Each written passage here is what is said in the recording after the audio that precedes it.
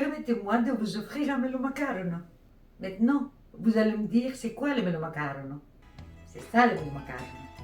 C'est le biscuit qui partage la première place dans le cœur des Grecs avec le croisier. Un biscuit plein d'arômes, comme celle de la cannelle, de la girofle, de l'orange, et à la fin, le sirop de miel lui donne un goût divin. Bonjour, bienvenue dans la recette grecque. Moi, je suis Sophia et aujourd'hui, on va préparer le melon macaron. Moi, personnellement, je suis folle de ce biscuit. Et après, je me demande pourquoi je n'arrive pas à perdre mes kilos. Bon, restez jusqu'à la fin pour découvrir 2-3 petits secrets pour avoir les meilleurs et les plus délicieux des melon macaron. Allez, on y va. On commence par mettre le sucre dans une casserole. On commence toujours par le sirop parce qu'on doit avoir le sirop froid quand on va préparer les melon macaron. L'idéal, c'est de faire le sirop quelques heures avant, au moins 4 heures. Comme ça, vous le mettez au frigo. On doit avoir le sirop bien froid. Comme ça, le biscuit, dès qu'il sort du four, on le met dans le sirop et il va absorber plus facilement le sirop. On ajoute l'eau, les jus d'orange,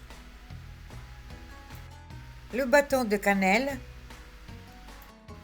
et la moitié d'une orange. Maintenant, on va mettre la casserole sur le feu et dès qu'il commence à bouillir, on le laisse 2 minutes et on ferme. Le sirop est prêt. Maintenant, on va rajouter le miel. On met le miel après, comme ça, il ne va pas perdre son arôme. On ne le fait pas bouillir avec le sirop parce qu'on veut qu'il garde tous ses arômes. On mélange pour que le miel se dilue bien et on le laisse sur les côtés. Vous le laissez refroidir pendant 20 minutes, une demi-heure, le temps que vous préparez tout. Et après, vous le mettez au congélateur. Si vous ne l'avez pas fait des heures avant, vous le mettez au congélateur. Et maintenant, on va préparer la pâte. Dans un gros bol, vous mettez l'huile d'olive et l'huile de tournesol. On ajoute le sucre et on va mélanger, pas beaucoup, 1 ou 2 minutes, c'est suffisant. Et on continue en ajoutant tous les autres ingrédients. On met la girofle, la cannelle,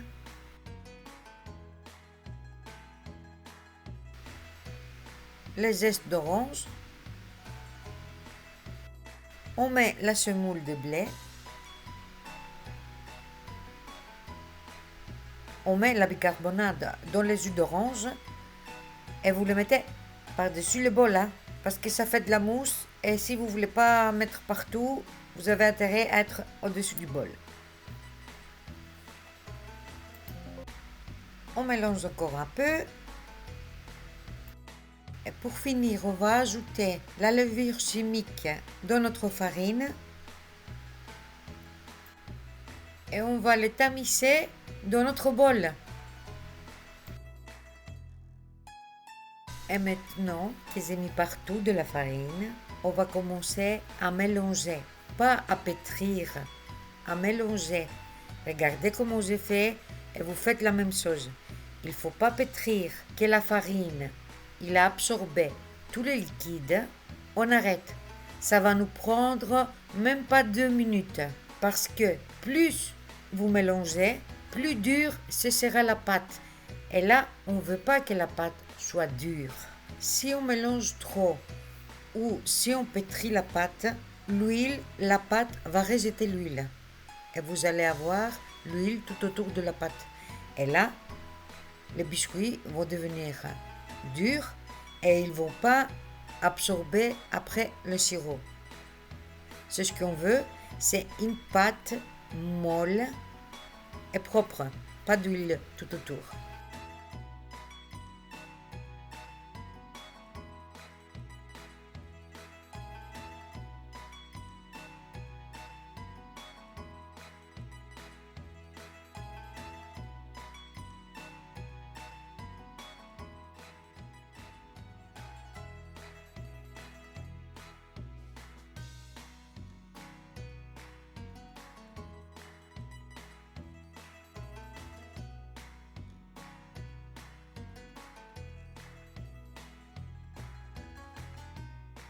Voilà, notre pâte est prête. Comme vous voyez, il n'a pas d'huile, il n'a pas sorti d'huile tout autour.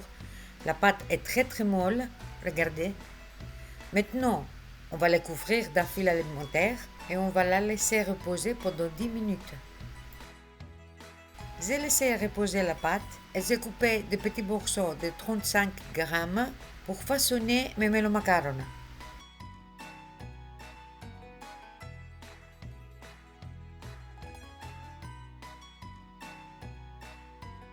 Voilà, j'ai fini la première plaque. Comme vous voyez, j'ai laissé assez d'espace entre eux pour ne pas qu'ils collent quand ils seront au four. J'ai préchauffé mon four à 170 degrés et on va le faire cuire pendant 30 minutes. Ma première plaque de melomacarones, elle est prête. J'ai sorti le sirop du congélateur et maintenant on va le mettre dans le sirop. On les met pendant qu'ils sont chauds dans le sirop froid. On va les laisser environ 25 à 30 secondes maximum. Comme le biscuit il est chaud, il va absorber tout de suite le sirop. Si vous voulez que le biscuit soit plus croustillant, vous les laissez 20 secondes. De toute façon, vous goûtez, vous verrez qu'est-ce que vous préférez et vous choisissez le temps que vous les laissez dans le sirop. Vous appuyez les melomacarones pour qu'ils soient dans le sirop et 20 ou 30 secondes après, vous les enlevez et vous continuez avec les autres. Et dès que vous aurez fini toute la plaque, vous prenez le sirop et vous les remettez dans le congélateur.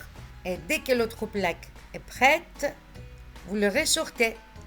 Comme ça, le sirop il reste toujours froid.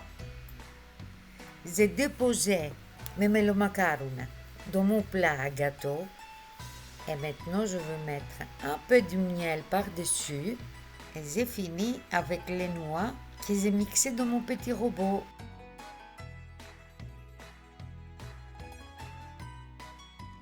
Voilà, maintenant vous savez comment on fait le melomacarones.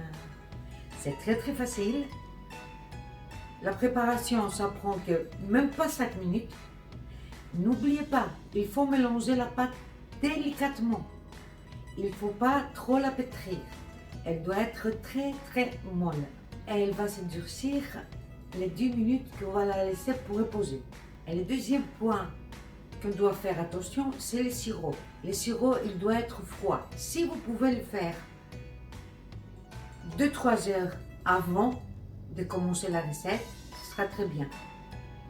Vous les faites, vous les laissez refroidir et vous les mettez dans le frigo. Et à chaque fois que vous finissez le melomacarones d'un plat, vous le remettez le temps que les autres plats cuisent. Ce sont les deux secrets pour avoir des melomacarones délicieux. Et maintenant, j'ai l'occasion de vous dire de vous abonner. Alors abonnez-vous, mettez des likes, des commentaires. Je réponds toujours aux commentaires. Toutes les questions que vous voulez, vous pouvez me les poser. Et ici, j'ai pris mon melomacaron parce que je veux le goûter. Et le résine va aller à la poubelle.